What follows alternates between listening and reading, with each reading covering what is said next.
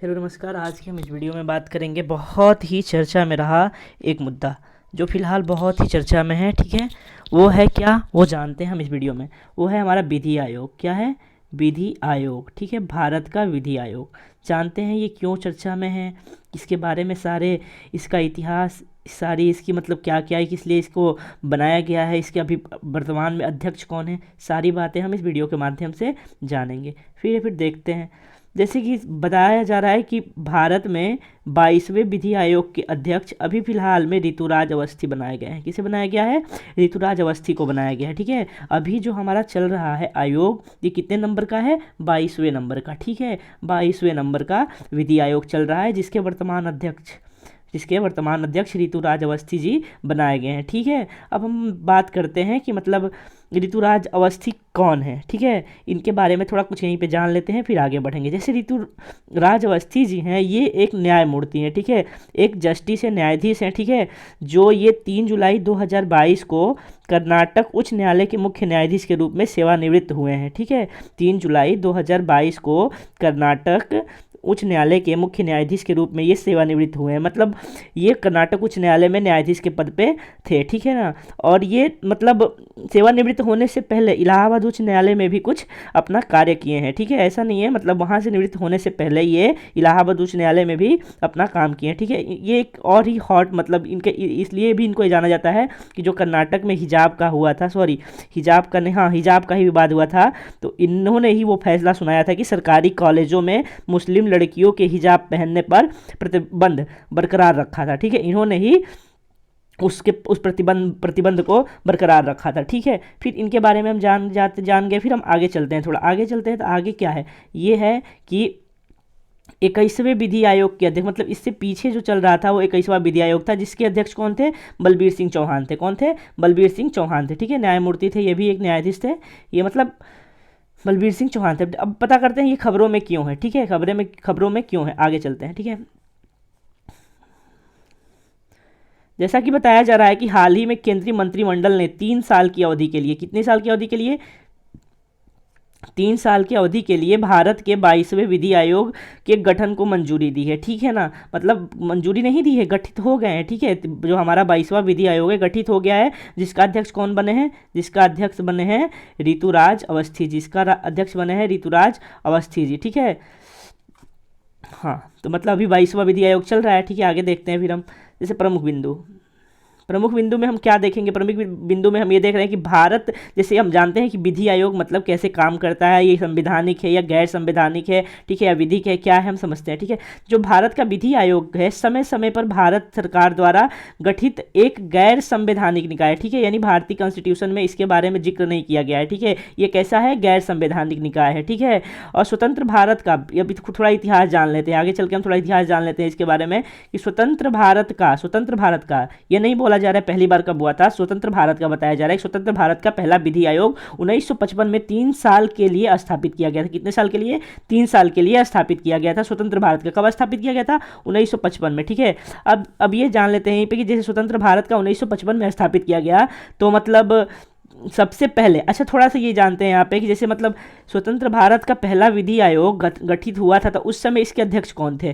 जो पहले बार इसके अध्यक्ष बनाए गए थे तो वो कौन थे? तो उस समय के तत्कालिक वो थे क्या? महान्यायवादी थे, एमसी सीतलवाड़। ठीक है, एमसी सीतलवाड़ को स्वतंत्र भारत का जब पहला विधि आयोग गठित हुआ था, एमसी सीतलवाड़, है ना, एमसी सीतलवाड़ जी थे। ठीक है, एमसी सीतलवाड़ जी थे, उनको क्या किया गया था? स्वतंत्र भारत का पहला विधि आयोग के अध्यक्ष बनाया गया था। स्वतंत्र भारत का, ना कि पहली बार जब गठित हुआ था तब। अब चले आगे जानते हैं कि मतलब पहली बार इसका गठन कब हुआ था। पहली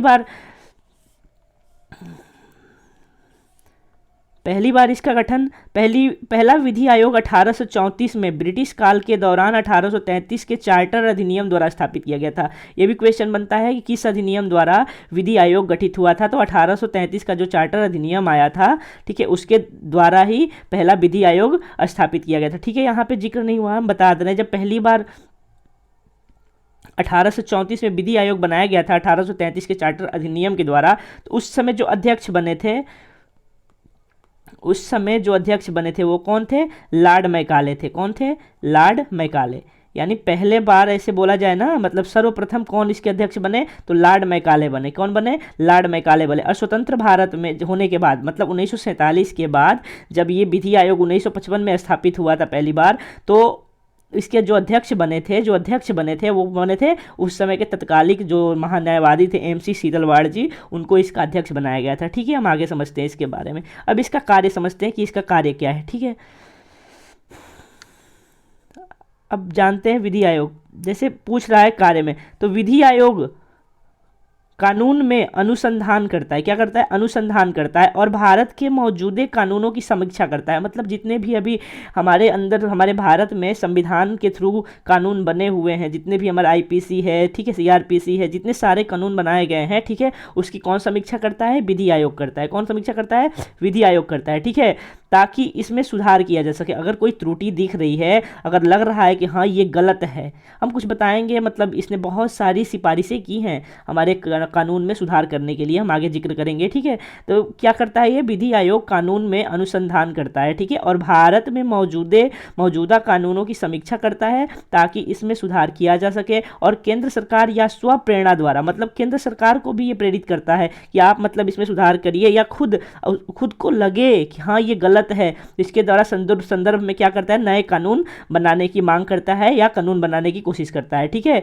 फिर देखते हैं, जैसे हम बता दें इसकी सिफारिश कुछ थी। ठीक है, यहाँ पे जिक्र नहीं है, जैसे हम बता रहे हैं, जैसे बोला है ना कि विधि आयोग कानून में अनुसंधान करता है और भारत में मौजूदा कानूनों की समीक्षा करता है ताकि इसमें सुधार किया जा सके, और केंद्र सरकार या स्व प्रेरणा द्वारा इसके संदर्भ में नए कानून बनाए जा सके। मतलब ऐसा वो क्या करता है, मतलब सरकार को या खुद बताता है। ठीक है, तो इसने कुछ सिफारिशें की है, उसको हम जानते हैं। जैसे सिफारिश किया है विधि आयोग ने, ये अपनी एक रिपोर्ट जारी की थी, उसमें उसने यह सिफारिश की थी हमारे मंत्रिमंडल से कि जैसे आतंकवाद से संबंधित अपराध, कैसे, आतंकवाद से संबंधित अपराध और राज्य के खिलाफ युद्ध छेड़ने को छोड़कर, ठीक है, अगर कोई व्यक्ति आतंकवाद फैला रहा है, ठीक है, आकर के भारत में वैसी उपद्रव मचा रहा है, या कोई राज्य यानी देश के खिलाफ कोई बोल रहा है, कोई ऐसी गतिविधियां फैला रहा है, तो इसमें मृत्यु दंड दिया जा सकता है। ठीक है, लेकिन इसके अलावा जो सभी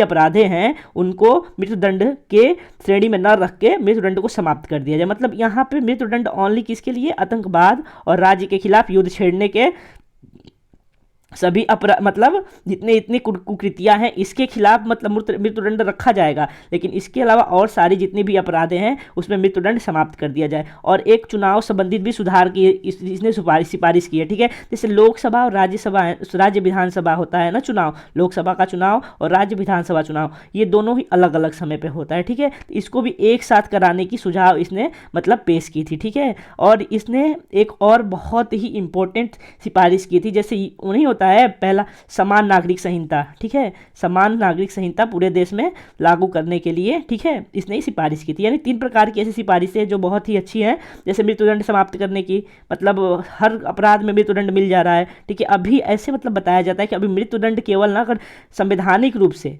अगर कोई आधिकारिक मतलब मिला है, आधिकारिक रिपोर्ट मिला है, तो अभी तक भारत में केवल 52 ही मतलब फांसी की सज़ा यानी मृत्युदंड दिया गया है। लेकिन बहुत सारी रिपोर्ट में बहुत ज़्यादा 1400 1500 है, लेकिन ऐसे आधिकारिक रिपोर्ट है ना उसमें केवल 52 मृत्युदंड को ही बताया गया है। ठीक है, तो मतलब इसीलिए बताया गया है कि मृत्युदंड अब मतलब ऐसे सारी मतलब करने के लिए, मतलब कोई भी अपराध के लिए मृत्युदंड न दिया जा सके। ठीक है, सिर्फ आतंकवाद और राजद्रोह के संबंधित अपराधों पर ही मृत्युदंड दिया जा सके, और लोकसभा और राज्य विधानसभा का चुनाव एक साथ कराया जा सके, और पूरे भारत में समान नागरिक संहिता लाया जा सके। ठीक है, तो इस पे क्वेश्चन बनता है कि भारत में जब स्वतंत्र भारत में जब पहली बार विधि आयोग का गठन हुआ था, उस समय इसके अध्यक्ष कौन थे?